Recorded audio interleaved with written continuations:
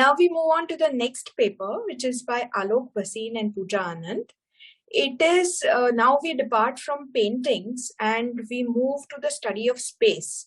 Their topic is At the Threshold Between Sacred and Secular Spaces, a study of liminality at the Ghats of Varanasi. Very interesting topic. Over to you, Alok and Pooja.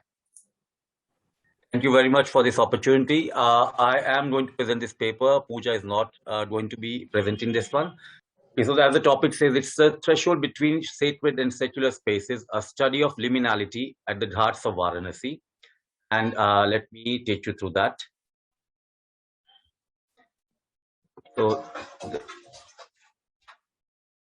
So what I've done is the presentation has been broken into some portions, like we talked about the introduction, the methodology, and the outcomes, insights about architecture, and the conclusions.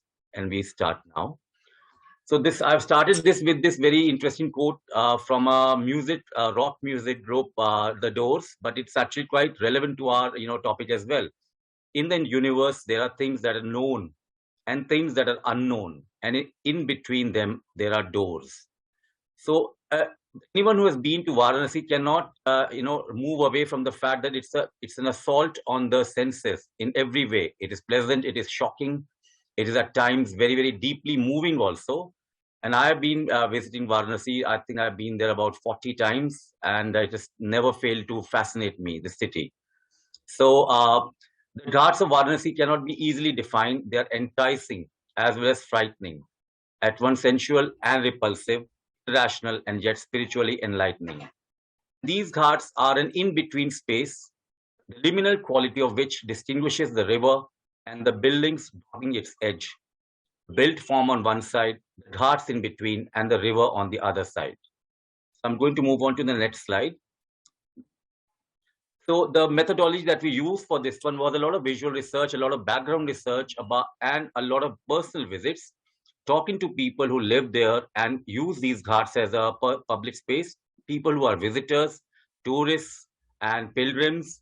And there's a lot of information that came up from that, which was through personal interviewing. And most of them are, they are diverse. People who are living there have treated this space as their own backyard. Those who come as a visitor are fascinated. Some of them are repulsed also. And some of them come especially to look at the darker aspects, especially the idea of the dark tourism, which is that people come to look at cremation sites. So this is the image that I've chosen, is that, the path towards seeking towards knowledge, the sadhu going towards somewhere, and there's the sitting down and reflecting.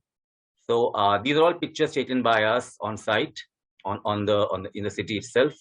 So, and we have structured the findings in a specific order: sacred aspects, the mundane aspects, and the in-between spaces. As you can see in this one, the Ghats have many stories and myths and realities attached with them. The architecture of the riverfront reflects many of those.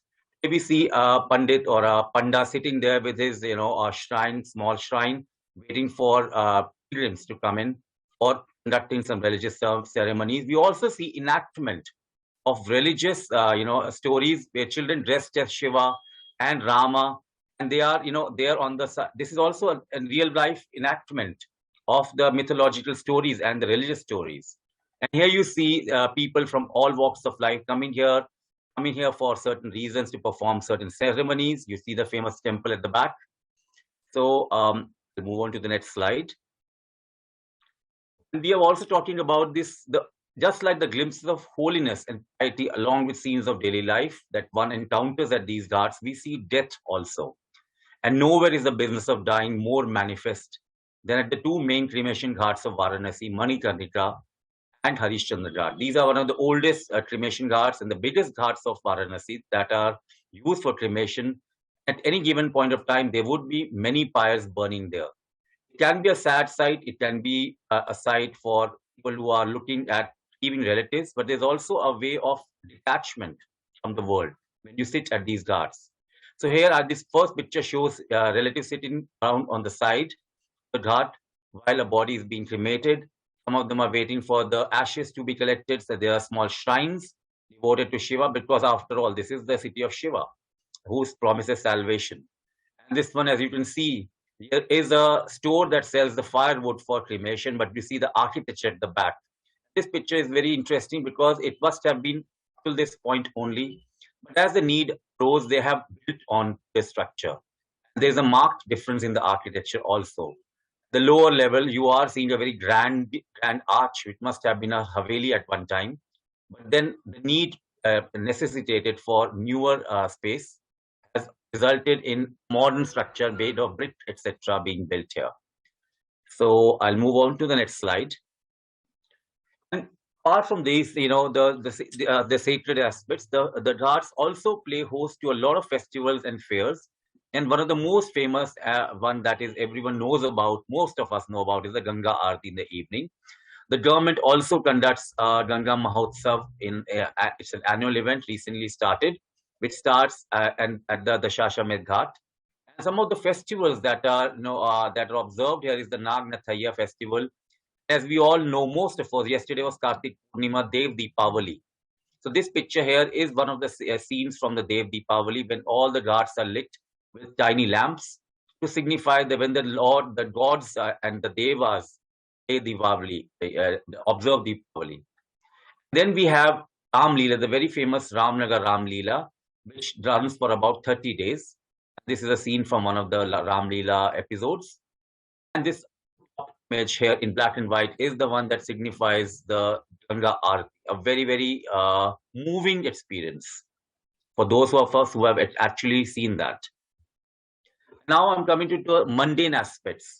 So apart from the religiousness of the Ghats of Varanasi, one also sees signs of daily life here. There are fishermen, there are boatmen who ply these waters. And here you see this picture of a boat that has been put on the side for repairs. There's also this building that must have been some Maharaja or a nobleman's Haveli, which has been donated to the BHU, Banaras Hindu University. So this is also used as a boating pavilion for the NCC cadre of BHU. And you can see that the architecture shows that influence here. And on this side, you see the steps leading down, and there's commerce happening. There is transaction space, a pan bidi cigarette seller, also cold drinks and tea. And at the back, you can see a signboard that is advertising Palace Roof Hill Restaurant. So let's move on to the next slide.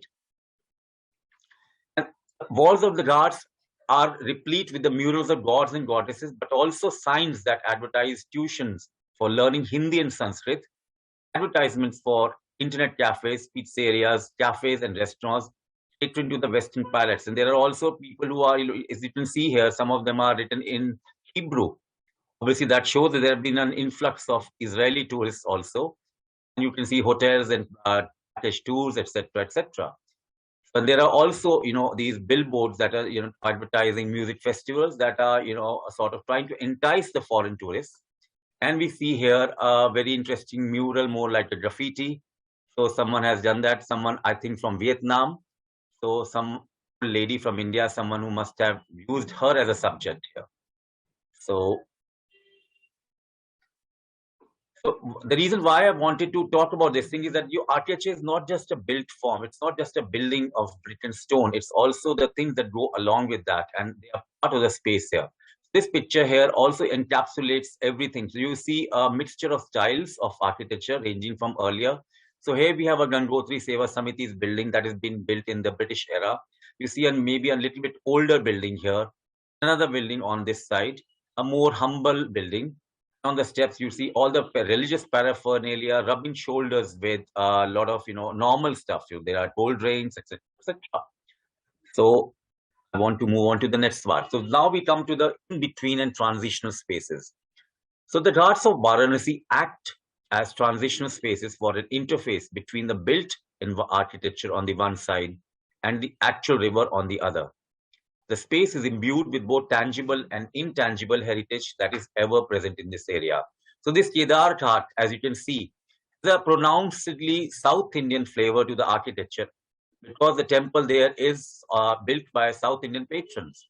Right next to that is a building that is built in a North Indian tradition. Here you see pilgrims bathing on this ghat. In this picture, you see a sadhu, Ghori, sitting there, and they are actually smoking some ganja, I think. There's a young guy actually sitting there doing the same. And this is an akhada where the sadhus live. This one is about architecture. So I wanted to trace the architecture, how the architecture has changed. So this particular picture here is actually a hotel. This is a lift block for that hotel. On this side, you can see a guest house, which is a more modern construction. The ghats are still there, but they have been usurped or taken over by modern, a breed of people. So some of them are catering to the tourists, and they are lucky that they are right on the ghat, and that is their selling point. And here you see a mishmash and jumble of architecture that has cropped up over the years. And because of the need, there you see an older structure with this pavilion. And there's this marked difference. And there's a huge, range of architectural styles that are visible there.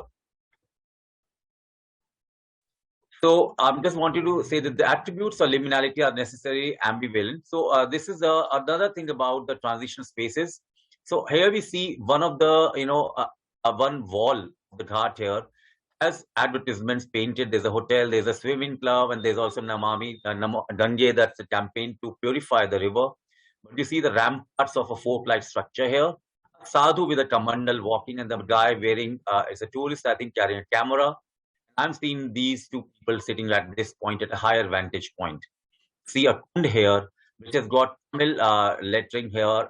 So there is a very, very important, this kund is very important. And here you see this octagonal burji, that form, the structural form. That has also, these are meant for strengthening the river front, but also act as observation platform. So here you see a sadhu sitting here, another sadhu watching, but there are young people here, some young people standing, taking selfies, a panwala, chaiwala selling stuff here. So, and there's a boat landing dock here at the left-hand side here. So between spaces, the transition spaces, due to the immense religious importance of Varanasi and the need for salvation and ritualistic purpose, the ghats of the city have been ringed with architecture for the living along with the dying. I want to go to this last picture here that shows in a nutshell how the ghats have been built. In some places you see how the ghats have stretched beyond the actual river line, trying to encroach space. A mixture of styles. So here you see the brackets or the chhajjas hanging over overhangs, and some of them are built more recently. And this one is a more recent construction, trying to renovate an older building. And this one is again about so people are using this space as an outdoor space for them. Now they're playing cards here, just chilling out, and some of them are snoozing, some of them are gossiping. A boat lying on the side for repairs, person walking around here, and there's a man sitting here he's selling some devotional literature. And at the back, there's an akhada, a sadhu's is to stay, and there's also a small shrine at the back. Now we come to the conclusion that we came out with. The tangible heritage of Varanasi's history is sometimes manifested in the forms of its buildings, especially along the ghats. And beyond the tangible, behind the tangible lies the unseen and intangible aspects that have deep symbolism and sacred importance for the people who dwell here, as well as those who visit this place. So in this case, I have, we are seeing this chaotic scene from the traffic down just near the ghats, as you can see, madness of the traffic here. And then you come down these ghats, descend down these ghats, and finally you see the river. So the deep cohesion between space and I'm just sorry, I can't, just a minute. I think I've just need to move this portion. So the deep cohesion between space and the users affected by culture and customs and social needs is visible in these ghats, and they have adapted themselves to newer modern contexts also. The comparison between the messy and twisted alleys finally leading to the broad expanse of the river can be likened to the release and liberation from the worldly coils into the infinite, merging with the Supreme Being. And from the chaos, one is led through the threshold, a portal that promises salvation. So, and this is my last slide. So this is, as you can see, this picture encapsulates everything. You come down the ghats, you come down to the cacophony, the chaos of the shops and the crowds and the people and even cows. Then you see the broad expanse of the river that signifies salvation and moving towards light. And with that, I have, used this quotation, this mantra.